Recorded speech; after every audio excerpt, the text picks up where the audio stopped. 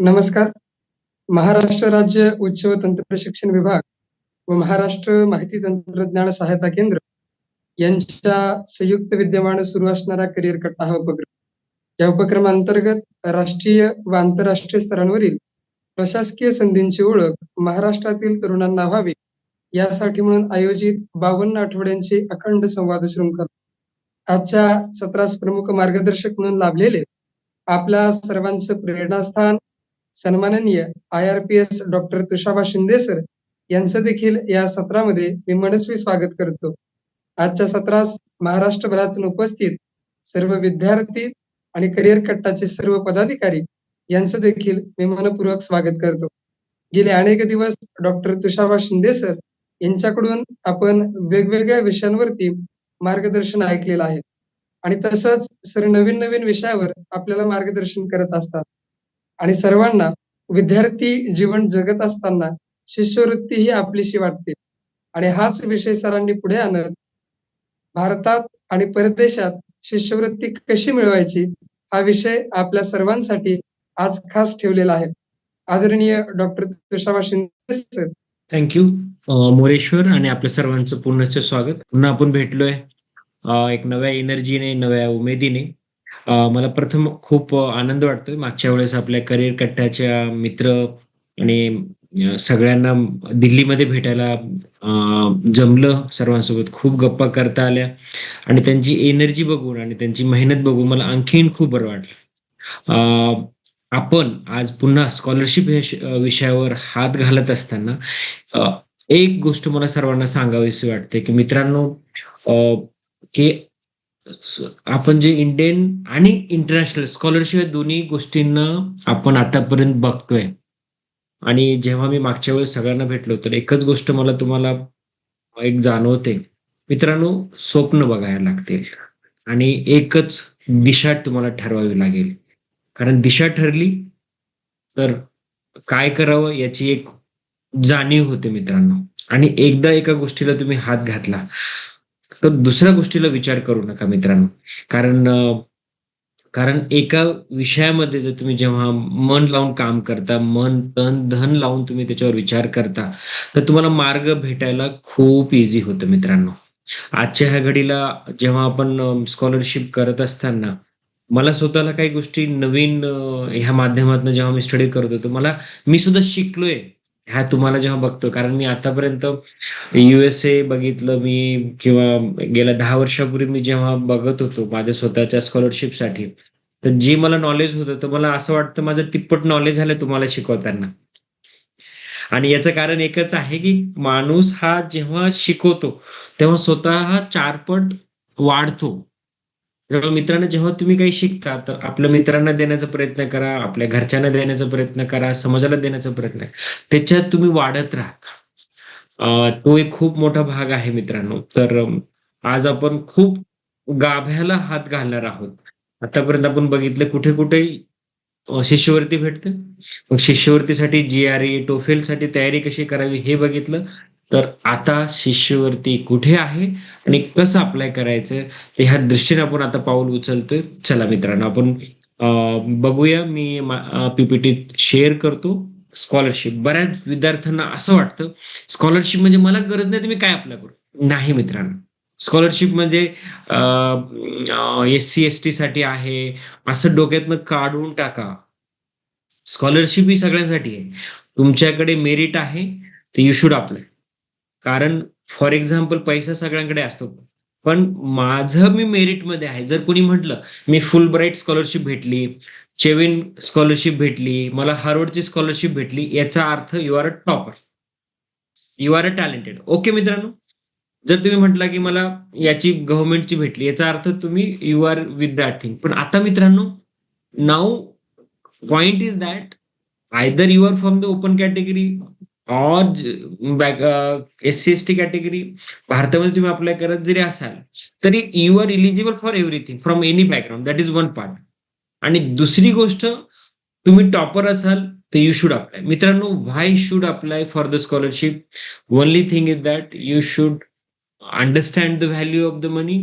And second thing, by that way you reduce the burden from the parents also. Okay मित्रांनो.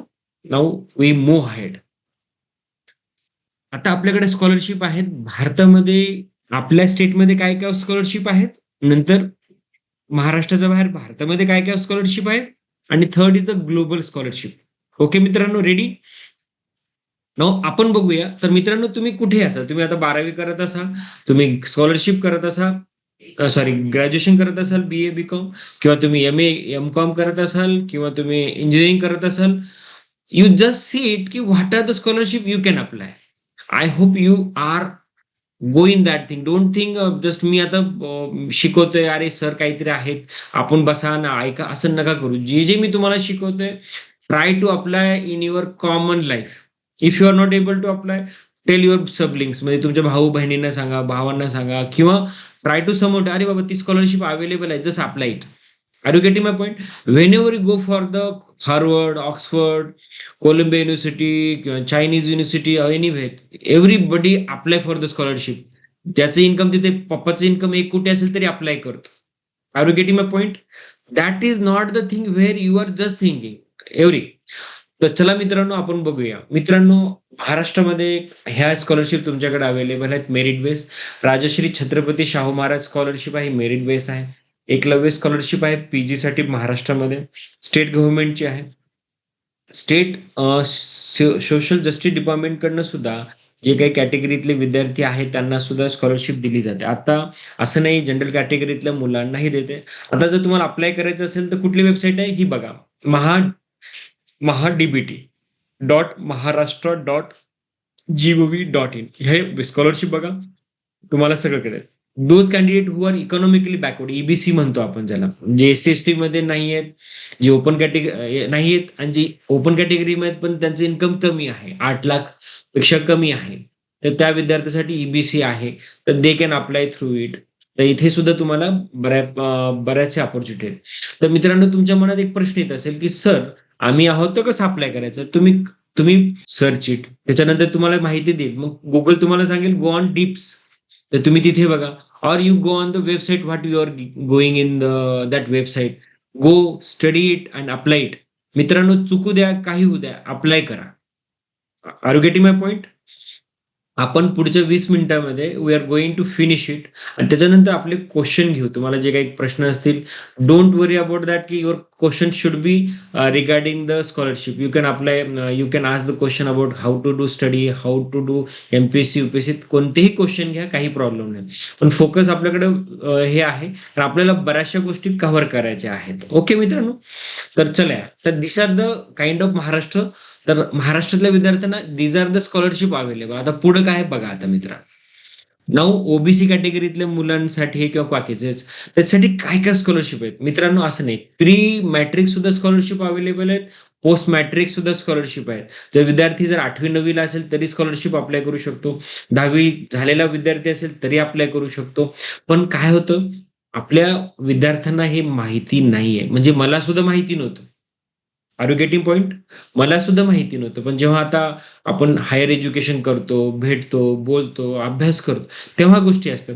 तर करिकट्टाच्या माध्यमातनं किंवा याच्या माध्यमातनं तुम्हाला ह्या गोष्टी जाणीव होते.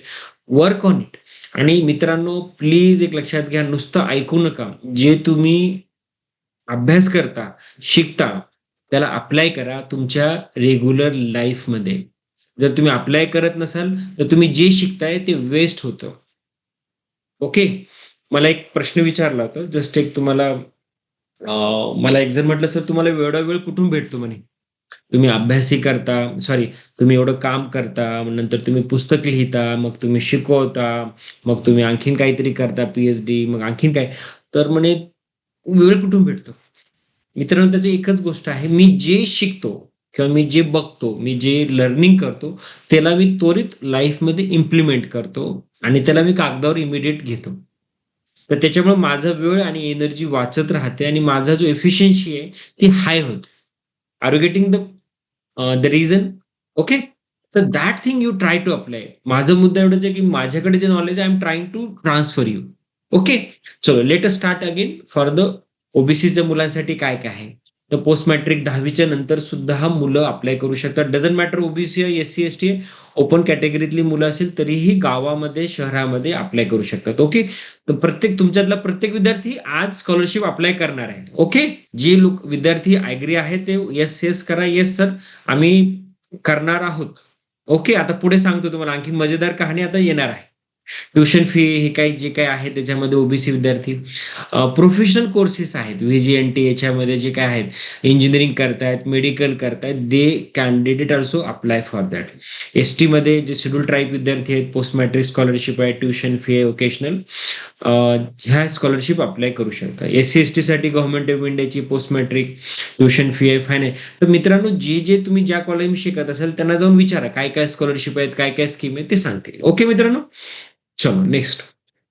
नाव सगळ्यात महत्वाची गोष्ट आता हे तुम्हाला कोणी सांगत नसेल तुम्हाला माहिती नसेल मजेदार कहाणी आता आहे. जे विद्यार्थी ग्रॅज्युएट झालेत जे विद्यार्थी ग्रॅज्युएशन करतायत जे महाराष्ट्राच्या बाहेर शिकतात दिल्लीला किंवा जे भारताबाहेर जात आहेत तर त्यांना सुद्धा बाहेरच्या नॉट ओनली गव्हर्नमेंट तर तुम्हाला मोठमोठे ज्या इंडस्ट्री आहेत त्यांचं कार्पोरेट सोशल रिस्पॉन्सिबिलिटीचा एक फंड असतो. त्या फंडच्या अंडर तुम्हाला स्कॉलरशिप भेटते तर ते माहिती नसतं त्याला कुठं असतं. तर मित्रांनो हे तुम्ही बघाल आता की ह्या स्कॉलरशिप तुम्हाला अवेलेबल आहेत आणि तुम्हाला ते जाऊन अप्लाय करावं लागतं. मित्रांनो तुम्ही सगळं अप्लाय करा. मित्रांनो मी तुम्हाला गॅरंटी देतो तुम्हाला 1, 2, 3 स्कॉलरशिप नक्की भेटतील. प्रयत्न आहे की तुमचं बॅकग्राऊंड काहीतरी पाहिजे. कमीत कमी छोटीतली छोटी स्कॉलरशिप तुम्हाला नक्की भेटेल. ओके. चलो स्टार्ट. मित्रांनो टाटा ट्रस्ट हे नावाजलेलं सर्वात जुनं आणि सर्वात मोठं ट्रस्ट आहे. याला तुम्ही अप्लाय करू शकता. याच्यात तुम्ही वेबसाईटवर जाऊन टाटा ट्रस्ट स्कॉलरशिप .com याच्यावर अप्लाय करा. रिलायन्स फाउंडेशनची स्कॉलरशिपचं मी इथं scholarship.reliancefoundation.org आहे त्याच्यात जाऊन अप्लाय करा. तुम्हाला कळत नसेल तर मित्रांसोबत डिस्कस करा सिनियरला करा. ज्याला काही आणखीन डाऊट असतील they can send me mail. Okay. मी त्याला उत्तर देईल आणि गाईड करेल. Aditya Birla scholarship HDFC bank Kotak bank ICICI सुद्धा करतं. नंतर इन्फोसिस फाउंडेशन करतं. सेल करतं. सेल म्हणजे काय steel authority of India limited. JSW म्हणजे काय जिंदाल स्टील वर्क्स. एसीसी म्हणजे अंबुजा सिमेंट. महिंद्रा असे खूप स्कॉलरशिप ह्या फाउंडेशन देतात. तर तो महत्वाचा मुद्दा आहे की तुमचं बॅकग्राऊंड आणि जे तुमचं ऍप्लिकेशन आहे दॅट शुड बी बेस्ट. तर मित्रांनो तुम्ही कुठेही जा तुम्हाला ह्या गोष्टीचं जर माहिती भेटली आणि तुम्ही अप्लाय केलं मेहनत केली तुम्हाला नक्की छान स्कॉलरशिप भेटू शकते. ओके मित्रांनो. इंटरेस्टिंग आहे आवडतंय. येस. चलो नंतर भारताच्या लेवलला आणखीन काय काय स्कॉलरशिप आहे ते मी तुम्हाला सांगतो. सोशल जस्टिसच्या डिपार्टमेंटमध्ये तुम्ही गेलात तर तुम्हाला ह्या स्कॉलरशिप भेटणार मित्रांनो. नॅशनल ओव्हरसीज स्कॉलरशिप असतं त्याची वेबसाईट आहे scholarship.gov. याच्यामध्ये एससी एसटी ह्या कॅटेगरीच्या मुलांना भेटतात. नंतर मिनिस्टर ऑफ ह्युमन रिसोर्स याच्यामध्ये ओपन कॅटेगरी बाकीच्या सगळ्या कॅटेगरीचे विद्यार्थी याला अप्लाय करू शकतात. त्याला जाऊन बघा. Post graduate Indira Gandhi scholarship आहे जे सिंगल गर्ल आहे त्यांना भेटू शकतं. एससी एसटी साठी आहे. नंतर किशोरी वैज्ञानिक प्रोत्साहन योजना आहे ज्यांना रिसर्चमध्ये काम करायचं. तर मित्रांनो तुम्ही तुमचं जे आहे त्याच्यावर स्टडी करा गुगल करा त्याच्यावरती वर्कआउट करा तुम्हाला खूप माहिती भेटणार मित्रांनो. ओके. तर that is a kind of एक ब्युटी ऑफ दी प्रिपरेशन. फक्त महत्वाचा मुद्दा काय तुम्हाला स्वतः मेहनत करावी लागणार मित्रांनो. जेणेकरून तुम्ही मेहनत केली आणि तुम्ही जर स्वतः हे केलं तर नक्की तुम्हाला यश भेटणार मित्रांनो. ओके. इंटरनॅशनल स्कॉलरशिप आता मी तुम्हाला आता महाराष्ट्रामध्ये काय स्कॉलरशिप आहेत महाराष्ट्राच्या बाहेर काय काय स्कॉलरशिप आहेत नंतर कॉर्पोरेटच्या स्कॉलरशिप काय आहेत त्याच्यानंतर भारताच्या नॅशनल लेवलला काय स्कॉलरशिप याच्यावर मी तुम्हाला एक व्ह्यू दिलेला आहे. नाव start with the Commonwealth scholarship and fellowship at international level. Ma'am मित्रांनो ही one of the best scholarship for the Commonwealth countries आहे. कॉमनवेल्थ कंट्रीज म्हणजे काय हा प्रश्न तुम्हाला पडेल. कॉमनवेल्थ कंट्रीज म्हणजे जी देश आज आहेत ज्यांच्यावरती ब्रिटिशांचं वर्चस्व होतं आणि ब्रिटिश गेल्यानंतर ते इंडिपेंडेंट झाले असे 50 ते 55 कंट्रीज आहेत त्यांना कॉमनवेल्थ कंट्रीज म्हणतात. बरोबर. आता हे कॉमनवेल्थ कंट्रीज काय आहे तुम्हाला आता पण बऱ्याच मुलांना माहिती नसेल कारण मलाही जेव्हा मी ऑफिसर झालो त्याच्यानंतर कळलं मला म्हणून मी सांगतो. ओके. तर हे छान पॉइंट आहे, लक्षात ठेवा. तर मित्रांनो, कॉमनवेल्थ स्कॉलरशिप ह्या सगळ्या कंट्रींना भेटतं. जे कॉमनवेल्थ कंट्रीज आहेत त्यांचं 6 महिने, 1 वर्ष, 2 वर्ष, 3 वर्षापर्यंत हे असतं, depending upon their education. Okay. आणि त्याचं जे ऑनलाईनचं जे काय काय कंट्री आहे त्याचं मी इथं हे दिलेलं आहे, वेबसाईट लिंक. ओके. नंतर आगा खान फाउंडेशन आहे इंटरनॅशनल स्कॉलरशिपसाठी. त्यांचं वयाची लिमिट, पोस्ट ग्रॅज्युएट डिग्री काय काय आहे त्याचं मी वेबसाईट लिंक दिलेलं आहे. Aga Khan foundation is also very good scholarship they provide and very renowned institution is there. Okay मित्रांनो, तुम्हाला काही शंका असतील तर we will take up in the question answer session. France Appeal Excellence Scholarship Program. This is the for the student who are interested for the PG courses and PhD courses. त्यांच्यासाठी आहे. मित्रांनो, बऱ्याच विद्यार्थ्यांना असं वाटतं की आपण जे हे करतोय, आता मी ग्रॅज्युएशन केल्यानंतर पोस्ट ग्रॅज्युएशन करून पीएचडी करू, तर असं करू नका. तुम्ही ग्रॅज्युएशन बीएससी, बीए, इंजिनिअरिंग केली तर directly go for the PhD. कारण भारतामध्ये पीएचडी मास्टर्स केल्यानंतर पीएचडी होतं. पण युएसए, युरोपमध्ये तुमच्या पीएचडी मध्येच 2 वर्षाचा इनबिल्ट प्रोग्राम असतो मास्टर्सचा. ओके. आणि त्याच्यानंतर 3 वर्षाचं पीएचडी असते. म्हणजे भारतातलं मास्टर केल्यानंतर जर तिकडे गेलं तर पुन्हा मास्टर्स करावी लागते आपल्याला. ओके. त्याच्यामुळे जर ग्रॅज्युएशन केल्यानंतर तुमची इच्छा असेल तर don't do masters here, MCom, MA करून go for directly PhD, prepare for the GRE. Okay. तर शेवनिंग .org आहे, ही one of the very reputed scholarship देतात ही लोक. ठीक आहे. Charles Wallace India trust scholarship आहे, स्पेशली दोज विद्यार्थी they want to do education in the UK, त्यांच्यासाठी specially living expenses and accommodation यांचा खर्च ते उचलते मित्रांनो. Okay. Coming to the USA मध्ये ज्यांना शिकायचं आहे त्यांच्यासाठी एक सुंदर, in association with the Indian government and USA, there is a one scholarship started during the mid century of the 1950s मध्ये, that is the Fulbright Nehru master's scholarship.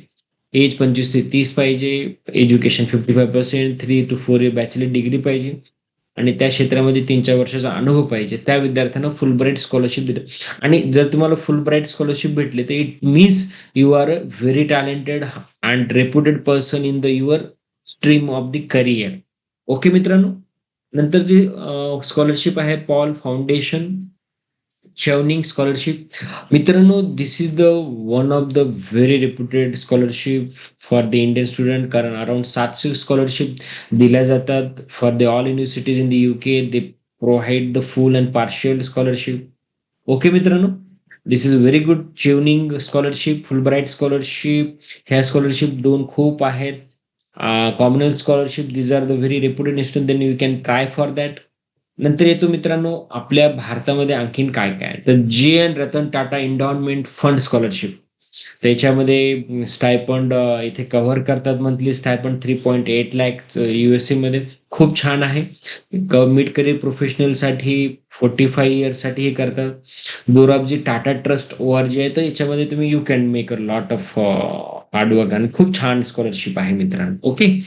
तर आपण याच्यामध्ये बघतोय इंटरनॅशनल स्कॉलरशिप लेडीजसाठी काय काय आहे. अमेरिकन वुमन रेसिडेंट आहे, match ते आहे. नंतर शुभंकर फाउंडेशनसाठी आहे, याच्यामध्ये पीएचडी पोस्ट डॉक्टरसाठी आहे. तर मित्रांनो, मी याच्यावर जास्ती बोलत नाही. जे हे आहे तर हे तुम्ही बघा, तुमचे जे काही जे तुमचं एरिया आहे. जसं आता अनिता बोर्ग मेमोरियल स्कॉलरशिप आहे, ते कॅम्प्युटर सायन्सच्या विद्यार्थ्यांसाठी आहे. तर that is one of the good thing. तर you can search out it. Okay मित्रांनो. तर this is very interesting. Now come to the point of the specialized education. जसं कॅम्प्युटर सायन्समध्ये आहे तर गुगल युरोप स्कॉलरशिप आहे. नंतर त्याच्यामध्ये गुगल अनिता बोर्ग स्कॉलरशिप सुद्धा आहे, जे specially those who have the computer science background. इंजिनिअरिंगसाठी मलेशिया इंटरनॅशनल स्कॉलरशिप आहे, CFSR आहे, Amelia Earhart fellowship of doctor PhD aerospace engineering आहे. International scholarship of Indian under graduate student आहे. मित्रांनो, जसं मी तुम्हाला सांगितलंय की Tata gives the very huge scholarship. तर 20 स्कॉलरशिप ते फक्त कॉर्नेल युनिव्हर्सिटी देतात मित्रांनो. You can understand how much one Cornell university scholarship goes at least 1 crore रुपये.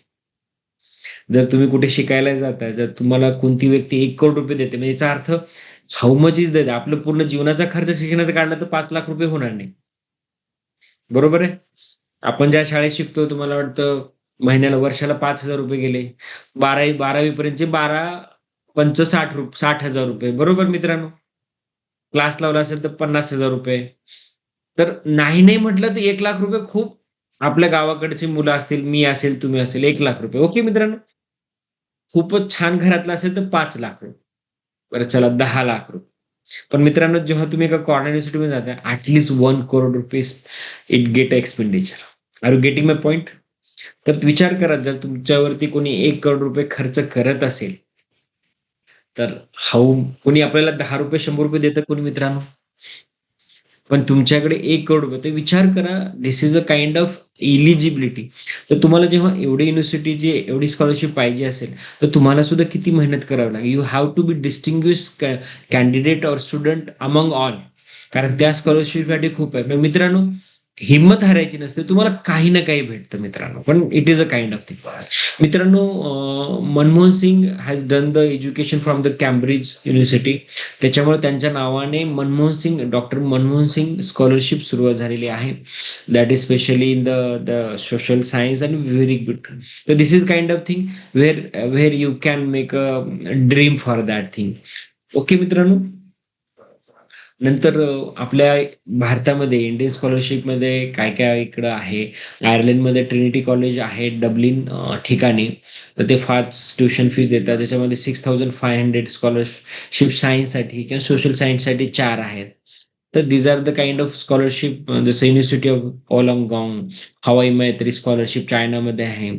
तर these are the very good kind of scholarship are there आणि नंबर मित्रांनो आणखीन असे तुमच्या मनात असेल की दीज आर द स्कॉलरशिप. मित्रांनो याच्यापेक्षा जास्त स्कॉलरशिप आहेत.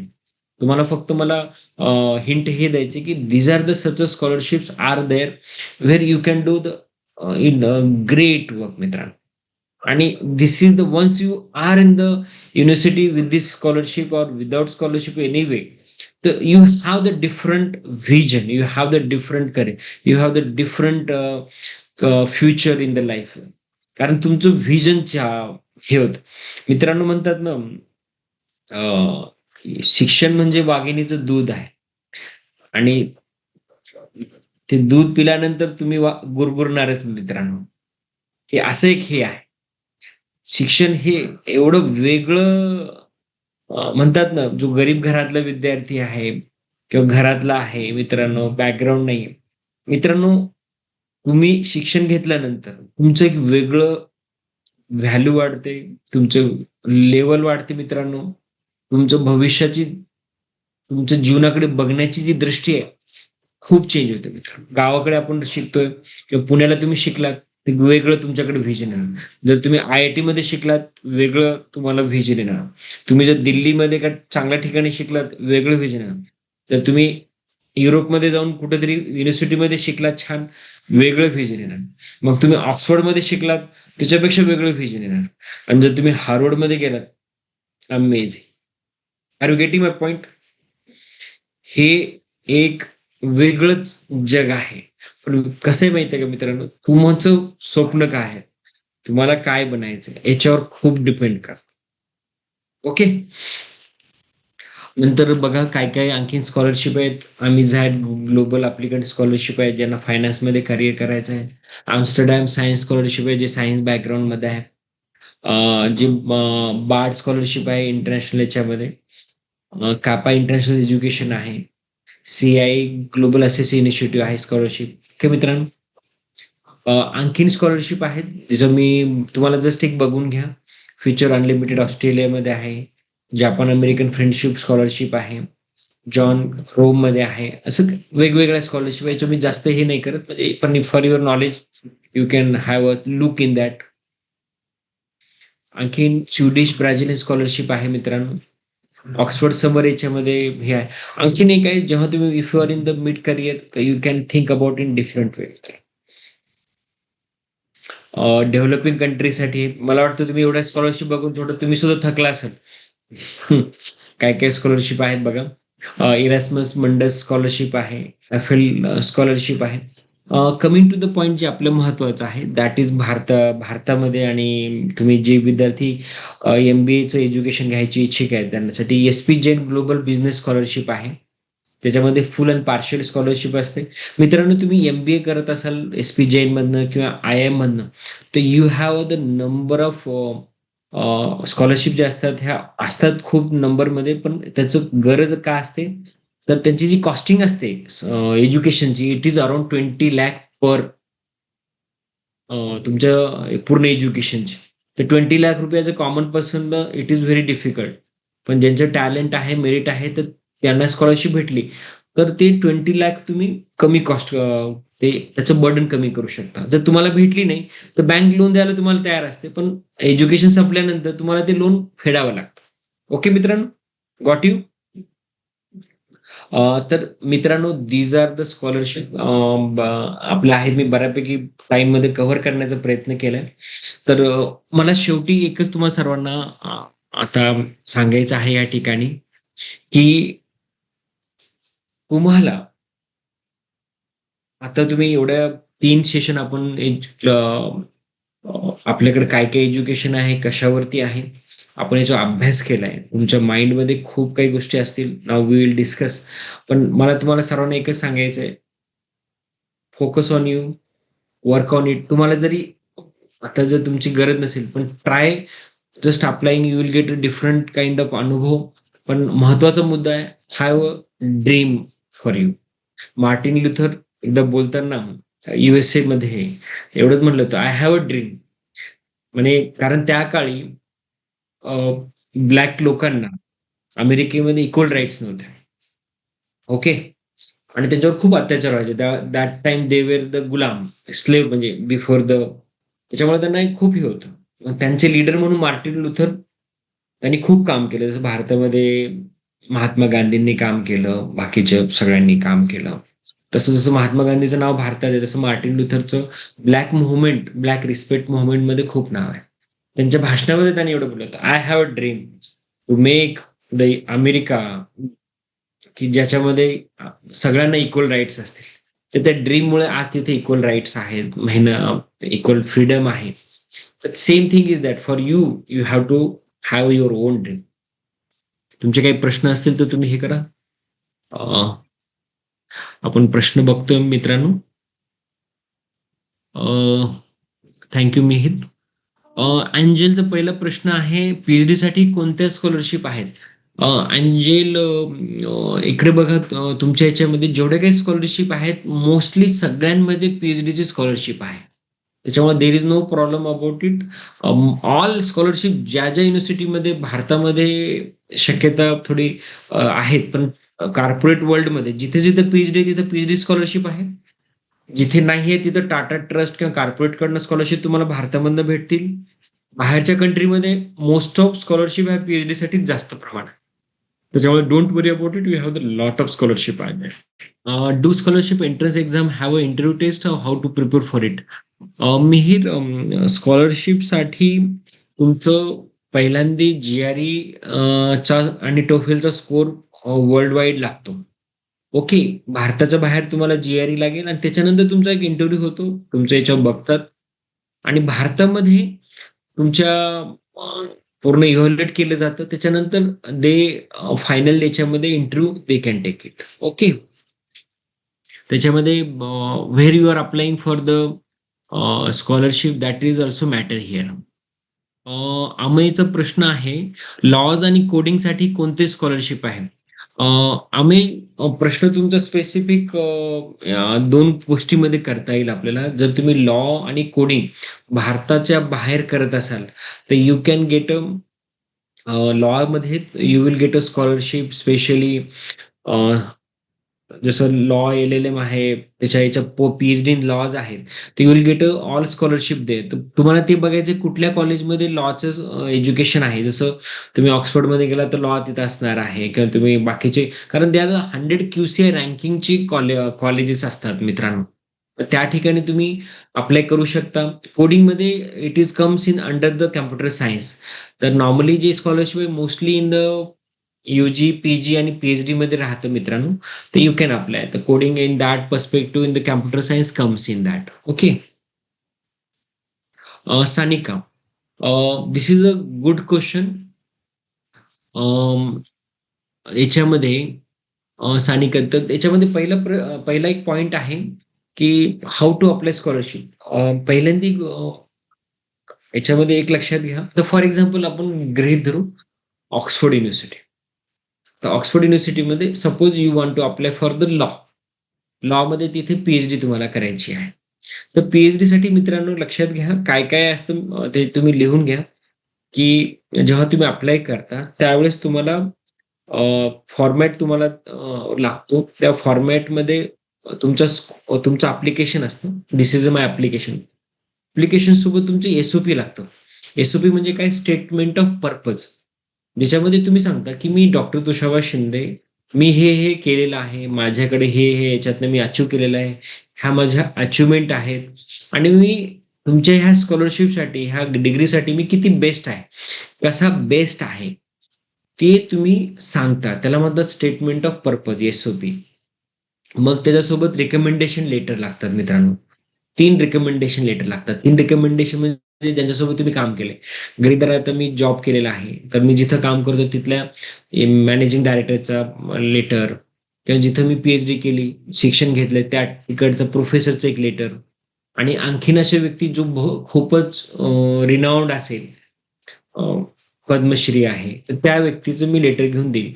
तर एखादा विद्यार्थी असं की त्याचं कॉलेजच केले ते आणि त्यानं जॉब नाही केले, तर तिथलेच 2 प्रिन्सिपलचं लेटर, प्रोफेसरचं लेटर किंवा कुठल्या आणखी रिनाउंड व्यक्ती ते लेटर तुम्ही देऊ शकता. नंतर लागतं ट्रान्स्क्रिप्शन, ट्रान्स्क्रिप्टला म्हणतात. जिथून तुम्ही कॉलेज केलं तिथलं तुमचे जे डॉक्युमेंट असतात ते व्हेरिफाय करावे लागतात. ओके. तर ह्या गोष्टी तुम्हाला लागतात. काय पहिल्यापासून तुमचं ऍप्लिकेशन सोबत तुमचं जीआरई आणि टोफेलचं स्कोर, नंतर तुमचं एसओपी स्टेटमेंट ऑफ पर्पज, नंतर तुमचं सोबत तुमचं ट्रान्सक्रिप्ट जे डॉक्युमेंट तुमच्या कॉलेजचे आहेत ते डॉक्युमेंटची हे लागणार मित्रांनो. ओके. तर these are the kind of things. आणि मित्रांनो, तुम्ही काय एकाच कॉलेजला अप्लाय करायचं नाही, तुम्ही ऍटलीस्ट 5-10 कॉलेजला अप्लाय करत. महत्वाचा मुद्दा आहे तो, ज्या कॉलेजमध्ये तुम्ही अप्लाय करता त्याची फीस असते $100, $200. तर $200 द्यायचे म्हटलं तर किती जाते तुम्ही समजू शकता. $100 म्हटलं तर तुमचे 8-9 हजार रुपये जातात. त्याच्यामुळे असं नाही की तुम्ही सगळ्या कॉलेजला अप्लाय करू शकता.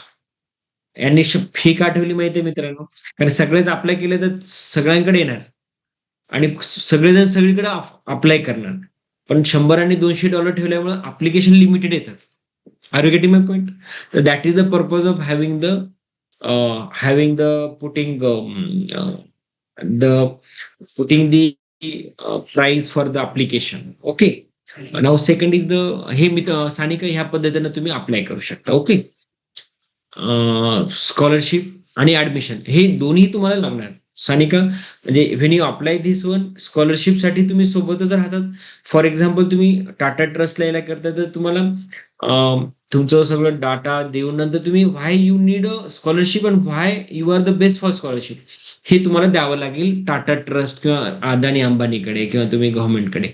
ऍडमिशनसाठी जे मी बोललो अगोदर आणि ऍडमिशन प्लस स्कॉलरशिप हे सेम तिथं त्याच्यावर बघू शकतात. ऍट दिस जंक्चर कारण प्रश्न झालेले आहेत आणि I hope you all enjoyed the session and hopefully will you like it. Next session will start for the cat MBA. काय काय आपल्या कसे असतील, कशी तयारी करूया. Okay. Thank you all of you. मनपूर्वक धन्यवाद सर. सरांनी अतिशय सुंदर आपल्याला माहिती दिलेली आहे आणि खरं पाहिलं तर ज्या स्कॉलरशिप आहेत असं आपल्याला माहित देखील नव्हतं. एवढी मोठी लिस्ट सरांनी आपल्या समोर ठेवलेली आहे. याबद्दल महाराष्ट्र माहिती तंत्रज्ञान सहायता केंद्र यांच्याकडून आपले मनपूर्वक आभार सर. आजच्या या सत्राध्यक्ष म्हणून उपस्थित महाराष्ट्र माहिती तंत्रज्ञान सहायता केंद्राचे अध्यक्ष सन्माननीय श्री यशवंतजी शितोळे सर यांचे देखील मनपूर्वक आभार. आजच्या सत्राला उपस्थित महाराष्ट्रभरातील सर्व विद्यार्थी, करिअर कट्टाचे सर्व पदाधिकारी यांचे देखील मनपूर्वक आभार मानतो आणि पुढच्या सत्रास आपण सर्वजण मोठ्या संख्येने उपस्थित राहूयात असे सर्वांना विनंती करतो आणि हे सत्र याच ठिकाणी संपलं असं जाहीर करतो. मनपूर्वक धन्यवाद.